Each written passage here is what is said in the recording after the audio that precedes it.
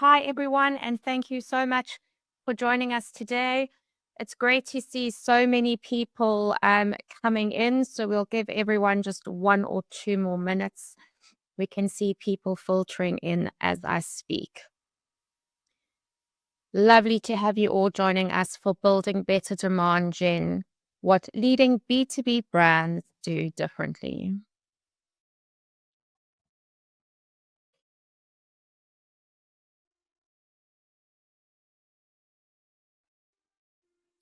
We'll give it 1 more minute, everybody.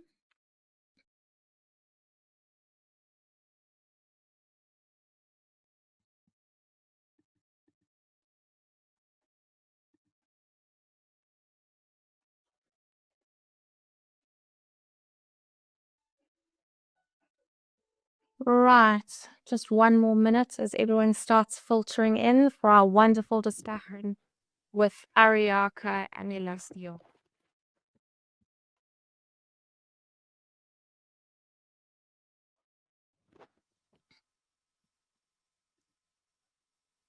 Okay, I think we've got a pretty full house already, so I'm just going to share my screen so that we can start running through our unpublished findings with everyone today.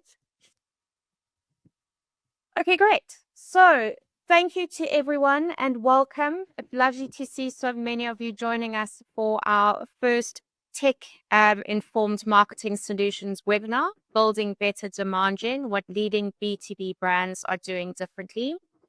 I'm Madeleine Coppert at Marketing for Tech Informed, and I'll be your host for today's session and live discussion. We've got a fantastic lineup of speakers.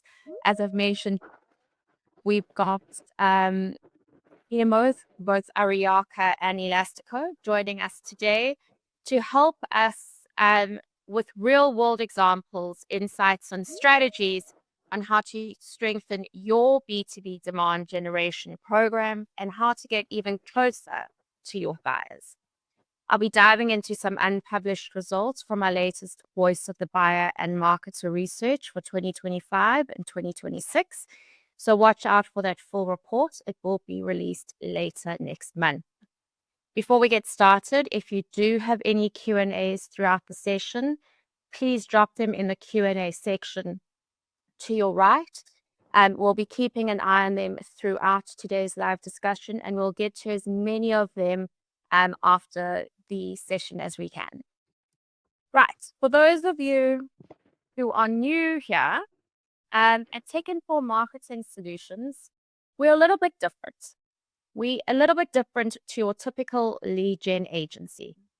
We are powered by a global tech publisher, which means we don't just reach decision makers, we already know them. Sorry, I can see my videos dipping in and out. I'll show you I am still here, so I do apologize for that. We don't just reach tech decision makers, we already know them. We've built a compliant, verified database of over 131 million business and tech decision makers across 121 countries.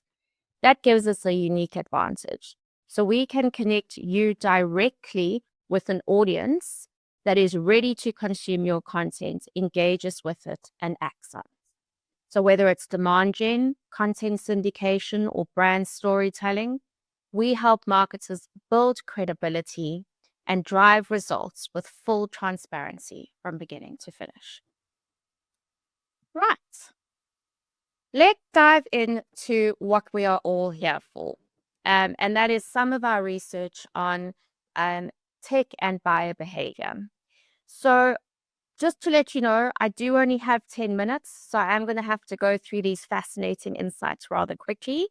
So if you do miss any charts or information or anything that I say, don't fear, because both the presentation and the recording will be available on demand and will be sent to everybody tomorrow.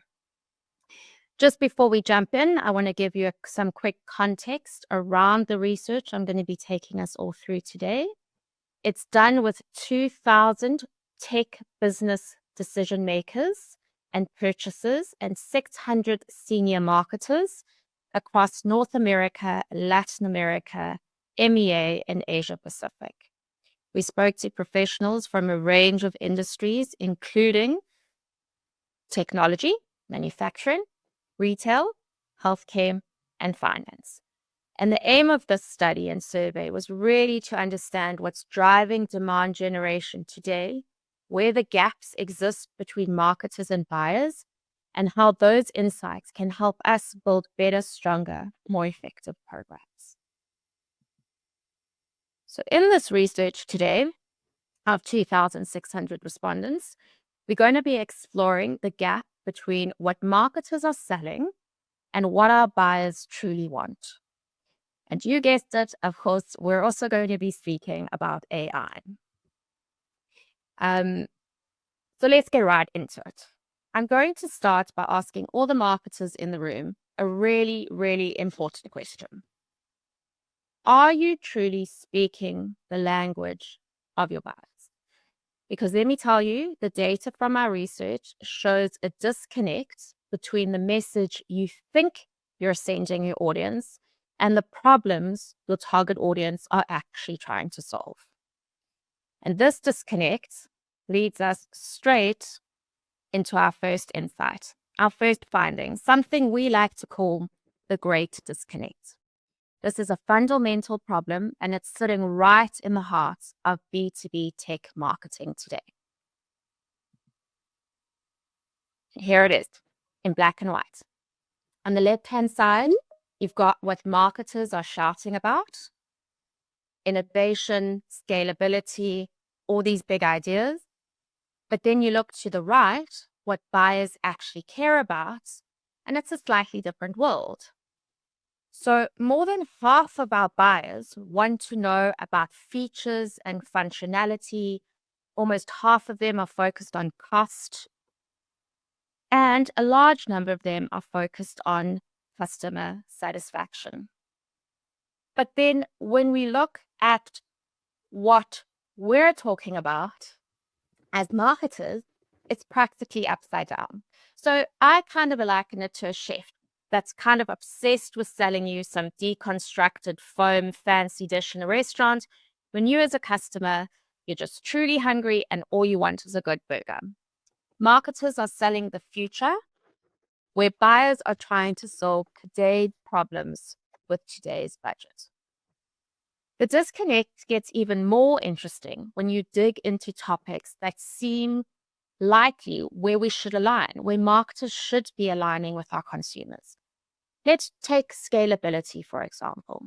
Almost 20% are pushing it hard. 20% of us marketers are pushing scalability really hard. But only 15% of our buyers have listed that as a concern or a significant top priority. Now, that might seem like a relatively small gap, but it's actually really significant. It goes to show that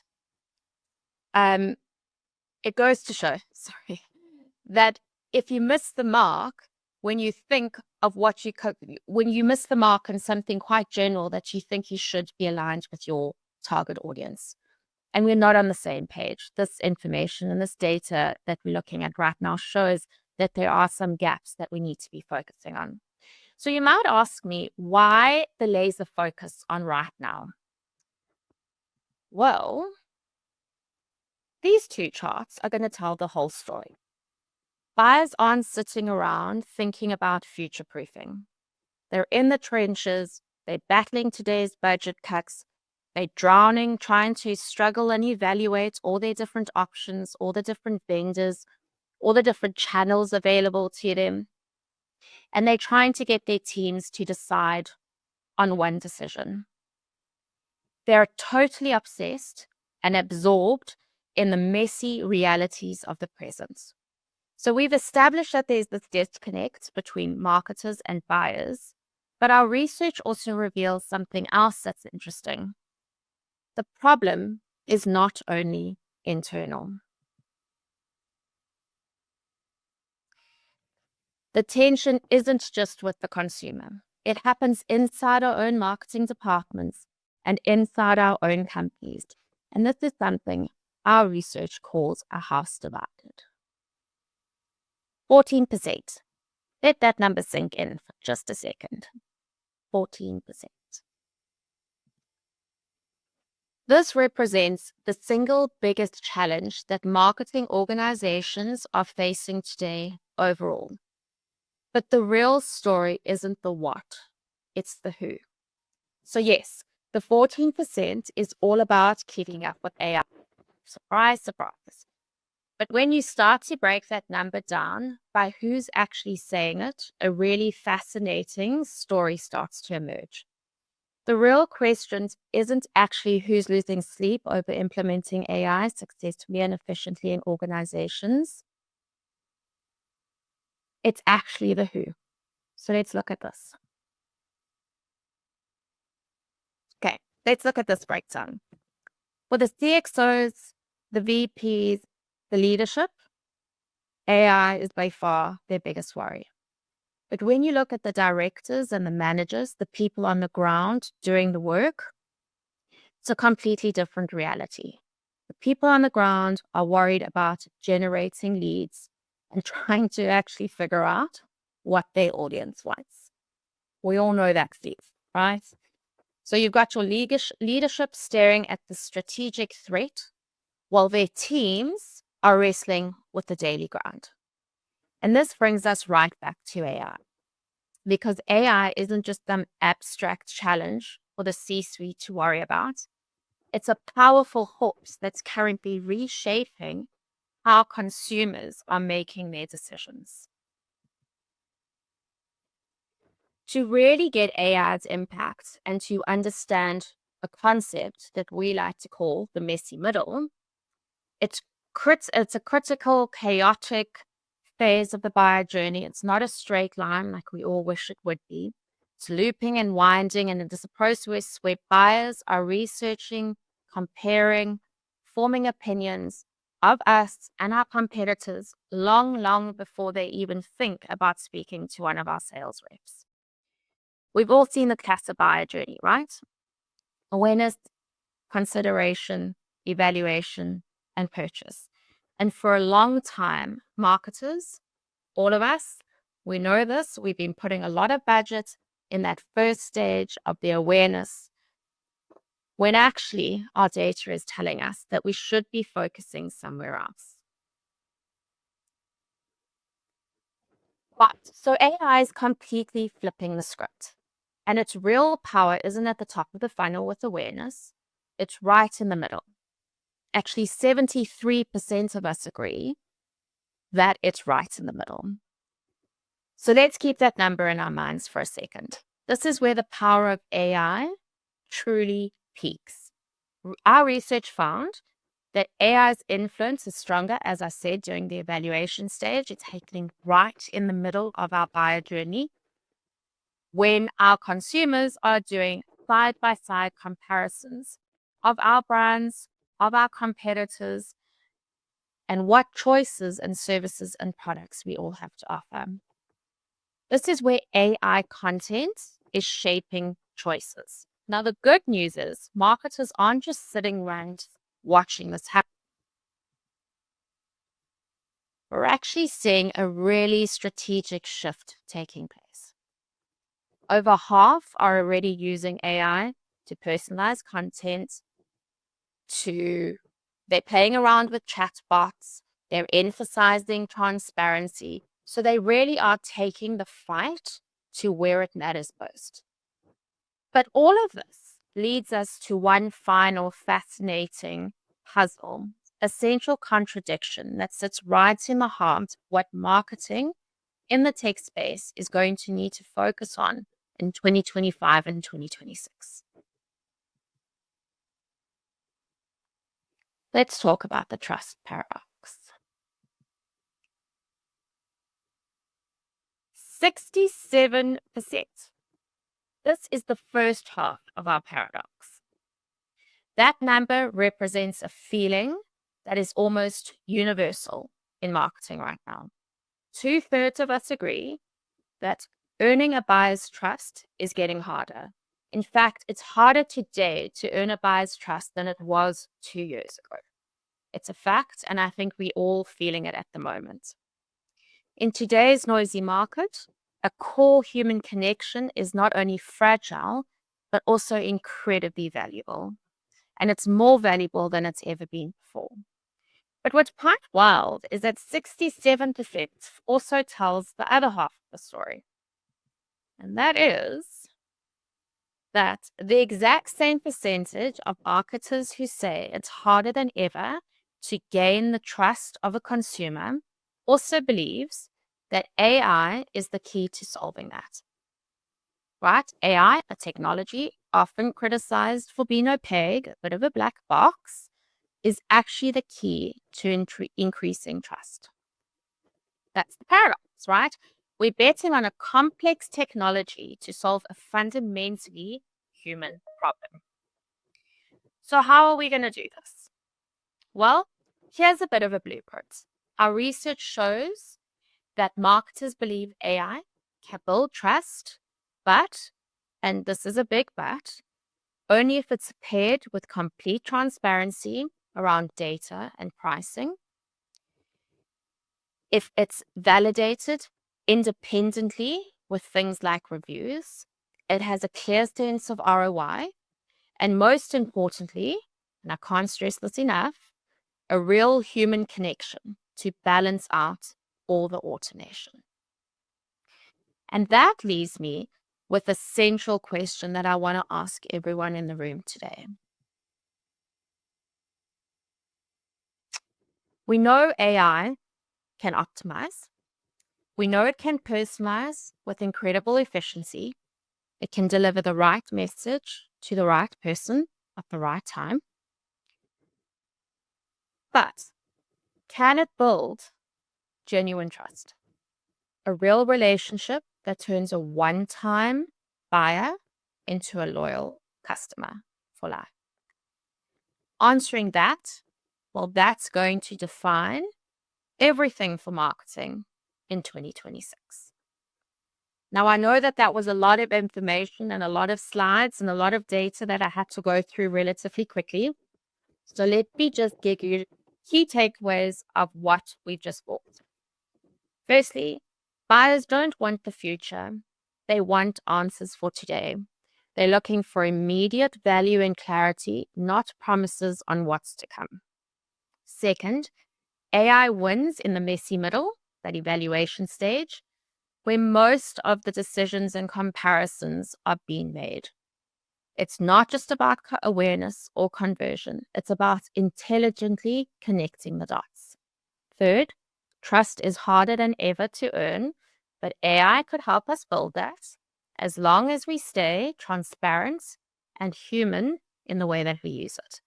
And finally, the marketers who find the balance between technology and trust are the ones who are going to own 2026. Right. Thanks so much for sticking with me up until now. As I said, I know we've moved really, really quickly.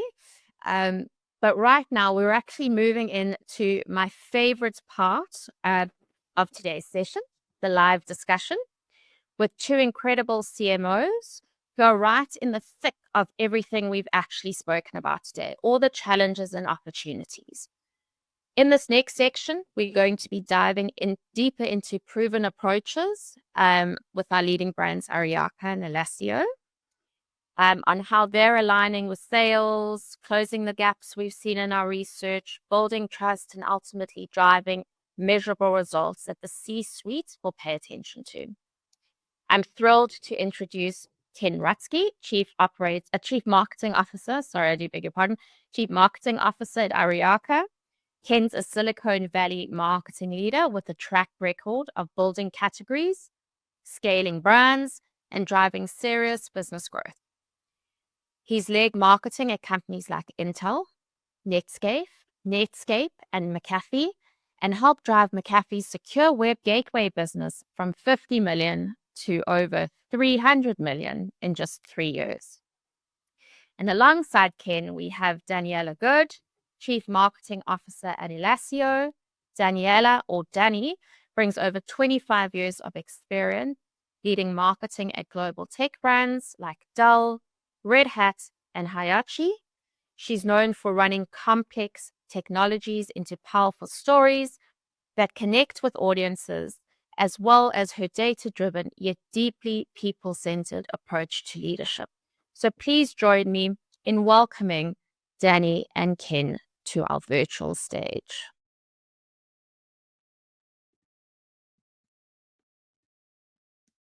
Hi, Danny and Ken. Thank you so much for joining us today. Great to be here. Likewise. Fantastic. Right. So, let's dive right into some interesting questions that I have prepared for you guys, and we will keep an eye on the Q&A part that everyone's putting through. So, guys, please do not hesitate to put your questions in our Q&A section, and we'll be keeping an eye on them throughout our live discussion. Right, Ken, I think I'm going to come to you first on this question. What's the biggest blind spot you see in how CMOs approach demand generation today, and how have you corrected that in your own organization? That's a great question. I mean, so many different angles on that, but one I'll focus on is really completing this mindset shift that I think most CMOs have been on a journey to stop thinking about selling and marketing and selling cycles and really thinking about the buyer journey, not the selling process or the sales funnel. And when you think about this as a buying journey, all of a sudden, some of the things you said uh, come to light of as people go through those stages. How do I get the right content to them in the context of what they're doing, who they are, what place they are in the buying group, and what's happening right at that moment. And that's not something a human can do. And that's one of the things that gets me excited about some of the stuff we're doing with AI. So I think the big blind spot is really to give up on the funnel and really start thinking about finding, accelerating, and facilitating buying cycles. Right, fascinating. Some interesting insights there. Thank you, Ken. Danny, do you have anything? Do you agree with Ken? Do you have a different blind spot that you think? Yeah, I would agree. I actually think about the funnel almost as an hourglass, where the consideration part is probably more important. But to your point, the human element in relationship building is the blind spot. We talk so much about trust and building relationships, and AI can't do that. So you do have to balance that AI workflow with the intent and the content. And we're going to talk about this in a little bit, I think, but account-based marketing. And I think you just answered that question that I put out to everyone, right? So can AI build a genuine relationship? No. Can it build can it build trust? Well, we don't know. This is what our research and our discussion is going to come into. So thank you for those fascinating takes on the blind spots that we're seeing. Danny, I'll come to you with the next question. How do you reframe compliance and data governance from being a burden into a competitive advantage that builds trust and credibility in the pipeline? Using compliance and governance, especially globally, is really important. And the best way that we do it is through third party, vendors such as yourselves. Not content not coming from us, because you already know who the buyers are and who you know who to target. But that said, we do create a target account list and make sure that we're targeting the right people at the right time, which is where that intent and content and sort of that hourglass shape, funnel comes in, is making sure that we're working with sales and the synergy through that account-based marketing. And I actually call it account-based X, because it could be, it's not just marketing, it's sales and marketing and at the C-suite. Yep. And do you find your sales team buying into that? Are you finding it easier to work with your sales team, or are you finding some frictions and pain points there? I think, sales and marketing is an interesting relationship. We're definitely finding that the better quality leads that we offer, the more that they trust us, of course. So it kind of goes back to, yes, the brand awareness matters, and building that, building that trust and brand identity and integrity does matter, but delivering qualified or MQLs or SQLs that really resonate with sales and where they are in the buying cycle is what we use Tech Informed for. Yep. Because I think, isn't that where we all struggle as marketers, right? We're all chasing down these incredible leads, as some of the research that I've just mentioned. Strategically, the people that are sort of our CMOs and VPs and the leadership are focused on the strategic aspects, while the people on the ground are focused on that lead generation and understanding what our audiences want. So interesting how that ties back into that. I think lead generation, right? Demand generation, that's what we're all here to discuss. Ken, do you have any insights on that for us? Yeah, I think the one of the big shifts in sales and marketing, I think, and the way we need to think about working together is because buyers, I mean, cliche to say buyers are independent, right? But if I can actually facilitate them through a buying journey, I want sales, this term human in the loop. Well, I heard a better term that I like, which is human on the loop. And so I want sales to be on the loop, ready to engage, to build trust when the buyer's ready to be engaged with, because you can't push engagement on the buyer anymore. The buyer has to say, I'm ready to be, yeah, I'm ready to talk. I'm ready to see a demo. I'm ready to do a trial. And that's where that human on the loop can come in and say, well, here's how we go about that. So I think that mind shift of a lead versus a buying ready signal that then goes to that human, that sales resource, whether that's a BDR, an account exec, an inside sales rep, depending on your motion, I think is a huge way to shift the conversation between sales and marketing away from operational metrics that marketing cares about, like MQLs and leads, and to more strategic outcomes that sales cares about. Yep. And what have you come up, do you guys have a secret sauce at Aryaka about how, once you've handed over an MQL to your sales team, how quickly, being on the loop, do you have any secrets for our audience out there about how quickly your sales team interacts with them, or anything we should know that we can take back to our teams and say, this is something that we need to do? Well, we have a multi-tier go-to-market, so we do have business development reps who are responsible for setting up that first discovery call. So yeah, and we make a pretty extensive use of a chatbot that includes appointment setting. But when that chatbot sets an appointment, it still goes to a business development rep, because their job is to uh, need qualify, not budget or time frame, but need qualify that person and get them into that discovery meeting. And once you feed a quoted salesperson a discovery meeting that's good, that's how we build credibility and trust internally. Yep, absolutely. Right, Ken, while we're with you, let's dive into a bit of AI. Where has AI delivered a measurable pipeline or revenue shift for you, and where has it fallen short?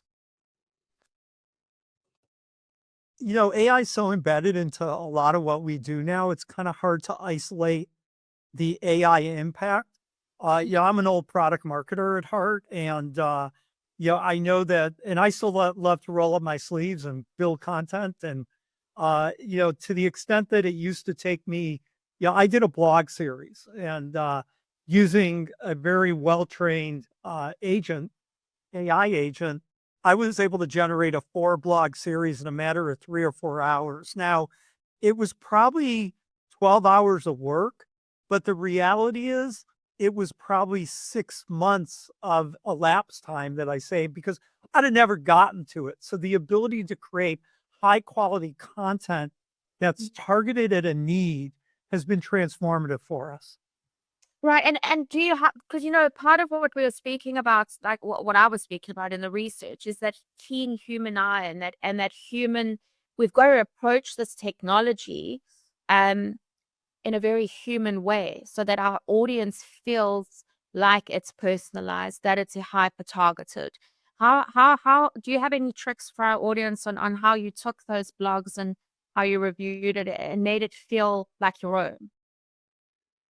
Uh, in that particular example, it was really about our value journey that our customers go through. So, what do they get at different phases of deployment of the product? And so, we tried to talk to them at a somewhat less, individualized basis. But then we start building, more vertical content on top of that for some of our industry initiatives. So, I think this, on the fly mass personalization is still kind of a little bit of a windmill to tilt at. I'd love to hear Danny's opinion on that. But yeah, I also think it's a great way to lose trust if you over personalize and it sounds creepy. So yeah, I mean that's my thoughts. Well, that's something also for our audience to take into consideration. Danny, have you seen any measurable pipeline or revenue shifts with AI? Yeah, so for us at Elastio, the biggest thing that we do is we have a multi-channel approach. So it's not, can you have the 4-blog series? For us, it's taking that customer pain and understanding what they're doing today and what they need today, and not just creating a blog, but perhaps doing a video, doing an email, doing sales outreach, doing a demo. So it's a multi-tiered approach based on where they are on the journey. And then also for account-based marketing, making sure that we embed ourselves into that account in many different titles, so that when someone says, "Oh my gosh, I just got something from Elastio, I know a little bit about them," and then the next person in in that room says, I know about them too." It's humanizing that approach for across marketing and sales. And then, of course, the one thing I want to mention is there was a question about, defining marketing's direct impact on revenue. For us, we do a weekly stand up on talking about each, you know, deal that has progressed for B2B. And I think the feedback, it's not data driven necessarily unless we do Source and CRM and Salesforce and all that other good stuff. But the feedback is far more measurable than anything. Yeah. Yeah. Yeah, I'd agree. I think the other thing too is the ability to activate content within your sales team now. So, when you build a piece of pillar content, let's say you build something like an ROI study, now we can take and use our AI capabilities to create an entire sales enablement kit, which includes templates for outreach emails, phone scripts, FAQs, that whole content bundle, to your point, Danny, is so robust now where that used to really be a struggle. You used to have a team of enablement people to build that and it was slow. And now literally every time we have a piece of content, we can build this uh, activation kit for our sales and our channel partners. Amazing. So that leads me on to my next question. As AI becomes more embedded in our marketing operations, how are you rethinking the structure and skill sets within your teams? And are you rethinking the structure and skill sets within your teams, or do you think it's too premature to do that? Can do I go Kate, first? Katie, I'll go first. Okay, go ahead, Danny. So it's definitely important to train on AI. I come from, an early adopter of AI for about 5, 6, 7 years now. And it's amazing how marketers today are not using AI in the workflows and really need to. So training, there's a much younger generation than us right now that know AI better than we do. And training them not only or working with them side by side, not only on what they know about AI, but then what we know about marketing and how to go to market is super important. So I think there has to be a balance there, and it's far more linear than hierarchy. I totally agree. And I think the other thing is we have one of our primary objectives as a team after our revenue influence and generation objective is literally spelled out in our KPIs as leverage AI in everything. And so we make that part of everyone's job. and give them the freedom to experiment. And so that's been a big part of our strategy to do that. Yeah. I think I'm going to learn from some very clever people that I've had the privilege of hearing speak. And they've often said AI is not going to replace people, but people that use AI will replace those that don't. And I think that's so true in everything that we've all discussed and that we've seen and what the research is showing. So if it's used properly, it's really a tool for good. But as long as you keep that human centric focus on it, I think it's a tool for and our research shows actually a lot of positivity around AI from the marketers, right? So marketers are actually really excited. And that's why you've got those senior leadership sitting and worrying about 14% is our biggest challenge, because are we actually using it properly? Are we implementing it properly? Are we doing it better than our consumers? So I think there's a lot for us to learn there.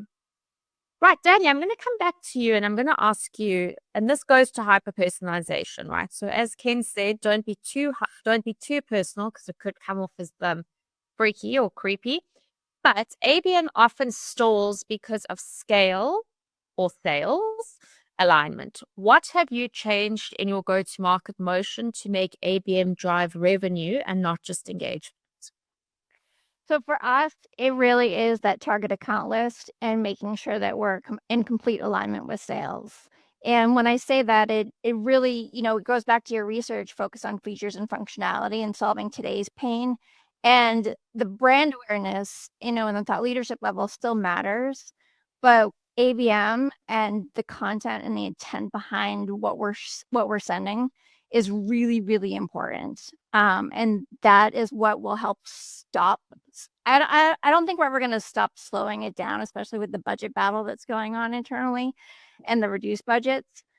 But at the same time, making sure that you contact a customer, 3, 4, 5 to 15 times with the right content and education before, asking for that eval or the demo, I think is really, really important. Just making sure that they understand the differentiator.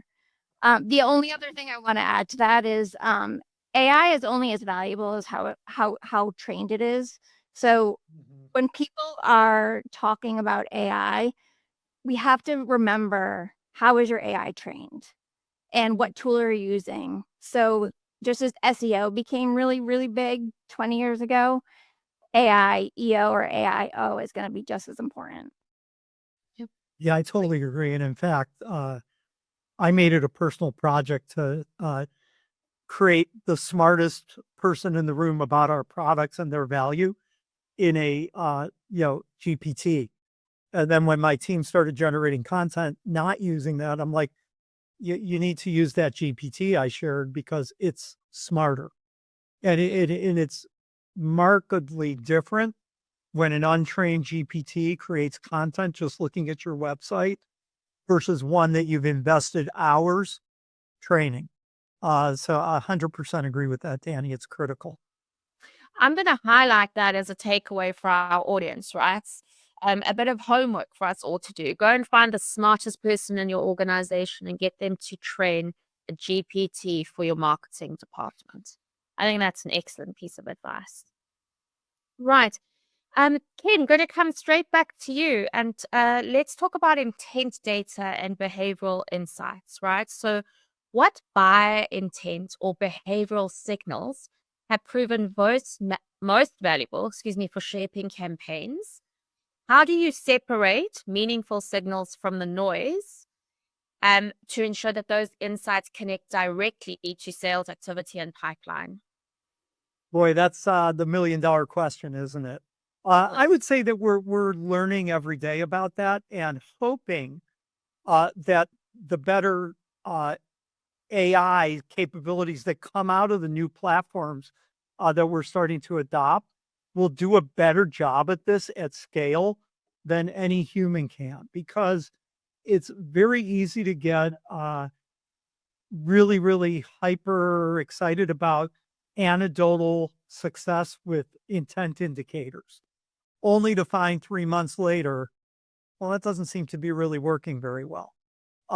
So I think it comes back to understanding the buyer, the buying group, and the organization, and all the content, all these signals, and all the behavior that you can farm about them, and then getting that into a smart engine that can then decide what's the next best step for this person at this time. Now, that sounds really good, but like ABM, say 6 years ago, most of the platforms promise stuff like that, but what we found is we have to piece together and figure out which pieces of it we can do now, and then push our vendors to deliver more or accelerate things that they're working on.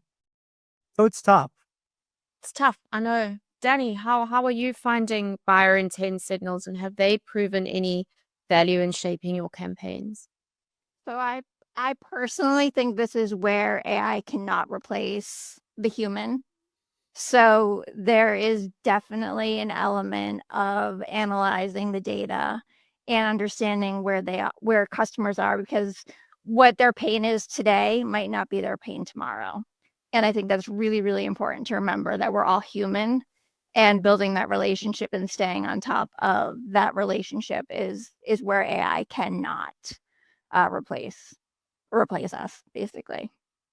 So Danny, with saying that it needs to be that human-centric approach, do you have any tips or tricks for our audience out there that how do you guys go about understanding your audience's intent signals and behavior? That is a loaded question. Well, yeah, and Danny, I'd love to ask you too, put you on the spot here. I mean, I agree, like humans can create insight, right? But the challenge at scale is, if you expose all your account and individual intent signals, and we do this to our sales team through our CRM, you're going to get very different success depending on the rep. Yep. And I'm just wondering how have you thought about making that consistent and scalable? That's a great question. And someone also asked, like, what's a common mistake that marketers still make in demand gen? And this is just my own opinion. I personally think it's, making emails from the company. Rather, like we talk about the hyper personalization, but people still want to do business with good people. Right. And then the other element of that is, understanding our ideal customer profile. Anyone in finance, they all talk to each other. Anyone in government, they all talk to each other. So building those relationships within those industries and having a champion within those industries is really, really important. So I think that's where, yes, the rep does matter, but building those relationships within each industry and having a champion, as well as partner champions, is very, very important. Right, some fascinating stuff coming out here, keeping the momentum going. So Danny, I'm staying with you here. Okay. Every CMO gets asked what's working. How do you present omni-channel ROI to your board without oversimplifying and still earning your next budget round? Hey, if I'm still here the next quarter, then I'm doing my job, right? But, without oversimplifying, we do OKRs or KPIs, and making sure that we measure against those, I think, is the most important thing. And then, I think someone did mention, asking about how do you prove, marketing influence pipeline. And for us, that is also an omni-channel approach, but very much, and I'm going to say very much again, aligned to our target account list. Because that's really what is, we've done a lot of work on our ICP. We've done a lot of work on our target account list. We know what problems we solve. And I think that's where a lot of companies get lost is, what problem are we trying to solve for today, rather than, the innovation hub where you're solving for tomorrow. Right, and that goes back to our research as well, right? People are focused on today's problems with today's budget. So what do you solve right now? That's what your audience cares about. That's customer service and cost. Right. Ken, coming to you with the same question. How do you present your omni-channel ROI to the board? I think we separated into two things, strategic metrics and operational metrics. And so at the strategic level, it's all around uh, pipeline generation and influence. And we've really given up uh, at a like kind of measuring of success level on attribution. We're just like, does marketing influence the deal? And what are the programs and channels that provide the most influence in the current pipeline and in the projected pipeline going forward?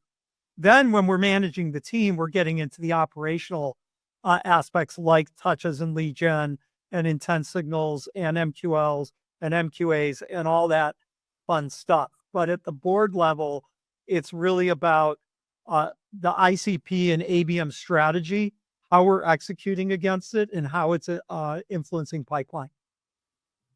Right. Yeah. I mean, I think trying to prove ROI in any industry, right, in any position is one of the trickiest because, as we know, when a budget shrinks, the first one to go is marketing. So we constantly at the forefront of trying to say, hold on, wait, like we actually make a real difference. And sometimes that is bringing in our sales team and having those discussions and saying, Yeah.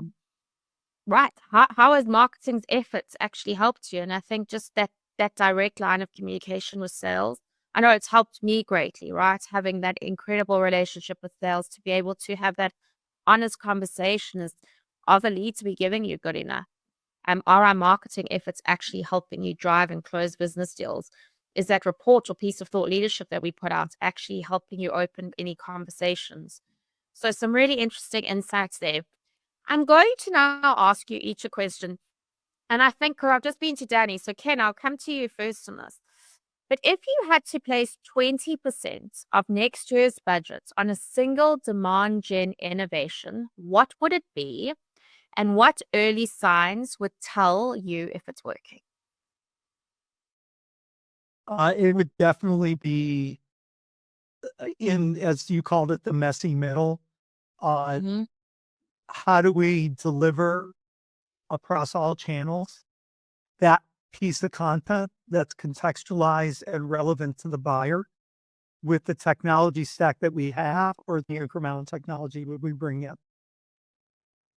Right. It's like, how are we showing up in that evaluation stage, right? Where a lot of our consumers are using AI now to research the best Oh, organization. absolutely. It's a two-way street, right? As I like to tell our sales team, if we do this, we arm the sales team with AI generated account overviews for every MQA we turn over, right? And as I explained to them, like your buyer has already done this on you. You should assume they probably know as much about Aryaka as you do. So you better know as much about them as they do. And so, leveling that playing field's very level. And that's why the winners are the ones who can engage in the value conversation. Yep. And Danny, if I had to come to you and ask you, where would you place 20% of next year's budget and how would you know that it was working? So I'm gonna agree with Ken on the messy middle. So I'll come up with another one. But I would, for me, it's field marketing, and getting out in front of those customers and building those relationships. AI. Someone asked, with so many AI startups, like, how do you know where to go? Hmm. When you're talking to an AI company, ask how their AI was trained. I'll still go back to that because that's one of the things that makes the biggest difference. But the relationship building and getting back to being human is really, really important. So AI can help marketing with content and workflows and automation and keywords and all that other good stuff. But getting into a room with someone face to face and building that relationship is really, I think, very important. Right. Amazing. So that brings me to the end of my discussion. So what I'm going to do is I'm just going to go over to our Q&A section here. Right. We've got quite a few that's coming through here. Right. I'm going to start with one. Other than providing high quality leads, how else can you build trust with sales? So, Danny, Ken, who wants to take this one? Danny, should we go with you and then go over to Ken? So, other than providing high quality leads, how else can you build trust with sales? For me, the way that we do provide it not only with sales and to the board, but is by conversion rate. So if we're providing, those high quality leads, how are they being converted? How often, is the acceleration happening? Is the conversion rate happening? Is it constantly improving? Those are the things that I think build trust. But you also have to be that humble bragger to say, do you understand that marketing is helping here? Because a lot of times, sales is just, quick, day to day. So I think it's really important to educate on the value of marketing. Provide a guiding hand just to show them politely all the campaign, what's actually happening in the back end, right? Because nobody knows analytics, like marketing knows analytics. Just like sales, nobody knows numbers like sales knows numbers. Right, Ken, do you have any advice from Yeah, there about building I'll trust? shift that one a little bit back to the human element. I think showing up as a partner, right, and working together uh, to both enable as well as help sales accelerate their success. And so, one of the things I always gets me a little bit is when I hear, an executive say, "Well, sales is marketing's customer." And that one drives me crazy because my response is always, no, our customer is our customer. We are a go to market partner with sales. And so I think showing up with that partnership attitude to individual sales reps, to regional leaders, and to executives is critical in building trust. Right, two very, very valid points there. Right, so I'm going to go to my next question here. With so many AI startups and software available, how do you help clients pick the right solution? Ken, I'll go to you here. So, with so many AI startups and software available now, how do you help clients or internal staff and departments pick the right solution? Well, I'm having a hard time with that because, we don't help clients pick AI solutions. We're a networking and security company. But what I'll say from my team perspective, we look at the vendors we have first to see if they are building the AI capability or the capabilities that we want to execute. So we have a strategic roadmap for what we want the buying journey facilitation and the go to market to evolve to over time. And then we look at first at our existing vendors, second at other vendors we know, and third at niche vendors that we might find. But we have a lot of technology in our stack, and add every piece we add makes it harder to integrate and execute. So one of our key things is do more with what you have and push your vendors. Again, I'm not so sure that was an answer to the question, but Well, I think in AI. So I'm interested there, Ken. So do you look? So when you look at your vendors, does the AI that they use matter to you? Do you want to know what AI they're using and how they're using it, and you want well, transparency? it's really more from the capabilities. So, here's an example. We have a chatbot and we have a marketing automation platform. And those two things feel like they're starting to converge. But, our marketing automation platform is kind of behind in some of the AI capabilities that we can leverage that are in the chatbot. So, that's the balance. And then if we can't find it in either, I mean, I'm sure Dan, you can comment on this. You're probably, if you're like me, you probably have 50 LinkedIn messages in the last quarter from AI vendors that want to talk to you about this amazing outcome that they can deliver to you, right? So, that's what I mean, Madeline, is we start with like, what do we want to accomplish? And I don't really care that much if it's AI, but a lot of what we want to accomplish, we know we need an AI for. So we look at our existing vendor stack and then we go outside of that, but only if we can't find it with what we have. Brilliant. Thank you. And Danny, I don't know, do you have any feedback for our audience on that question? And we can focus it internally as well. Yeah, I might say something somewhat controversial, but anyone can, plaster AI on their solution or their website or their booth and say that they're AI powered. As Paul Furtado says at Gartner, most AI is crap. So, when you're recommending to clients or solutions to clients that are AI powered, be smart about what that means. Don't just say it. Actually understand what it means. 100%. I think that's a wonderful way for us to finish this live discussion. Danny and Ken, thank you so much for joining us. I really appreciate it. It's been a wonderful discussion with you. Just before we say goodbye to our audience, I just want to do some shameless promotion. We have our next webinar coming up on the 20th of November. And it's all about demand gen in disruption and how to protect pipeline with budget shrinking and cycles slowing down. So we would love to see you all there. The QR code is up now. So please feel free to register today for that. Again, we would like to thank everyone for taking the time to join us, and to Ken and Danny, thank you for your excellent insights. Any questions we haven't answered today, please watch out for an email from Tech Informed Marketing Solutions, and we will include some of those answers. I'll reach out to Danny and Ken, and we'll get those answered for you. Thank you, everybody. Have a wonderful evening, afternoon, or rest of the morning, wherever you're dialing in from. And we hope to see you on the 20th of November. Thank you so much for joining.